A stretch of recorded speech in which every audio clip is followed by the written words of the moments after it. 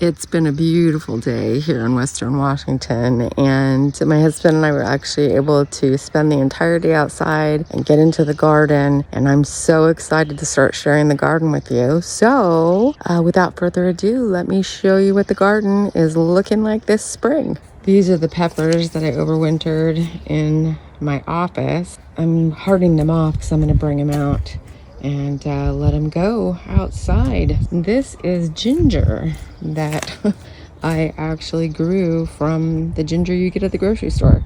Here is some of my onions. I've got white, red, yellow, and then also Walla Walla. This is my frog house.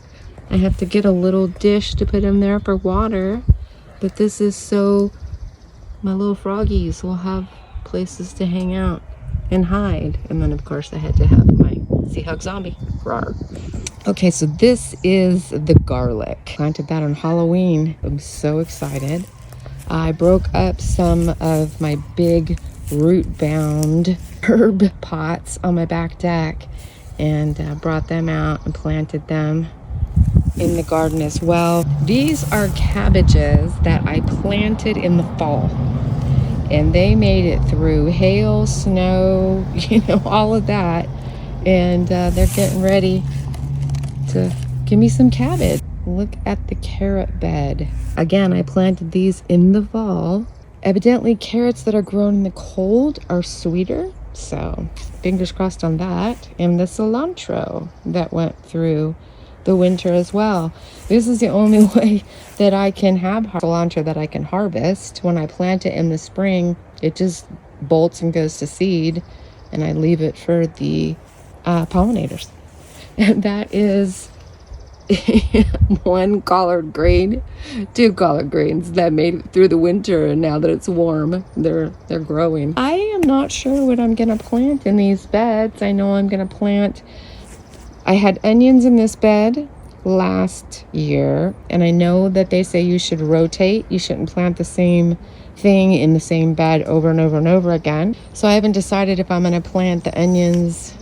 I think the onions might end up going in both sides of the beds there. Tomatoes are going to be in grow bags. Some peppers. I'll probably have some peppers in the beds. Trying to debate on whether or not I'm going to do broccoli again. More cabbage for sure. Oh, beans. So I have been wanting to do strawberries in some type of a hanging situation, to gain space, and also just because I thought it was kind of cool, and we just never did it. And this year I decided, damn it, we are doing it. And so let me show you the newest addition to the garden. This is my strawberry bed. I got 2 sections of gutter, aluminum gutter, and hubby screwed it into the fence, put some end caps on, drilled some holes in the bottom, and voila, we have a hanging strawberry patch. So that is the garden right now, guys. Well, I hope you're as excited to see what's going to happen in the garden this year as I am, because I think it's going to be a really, really great year.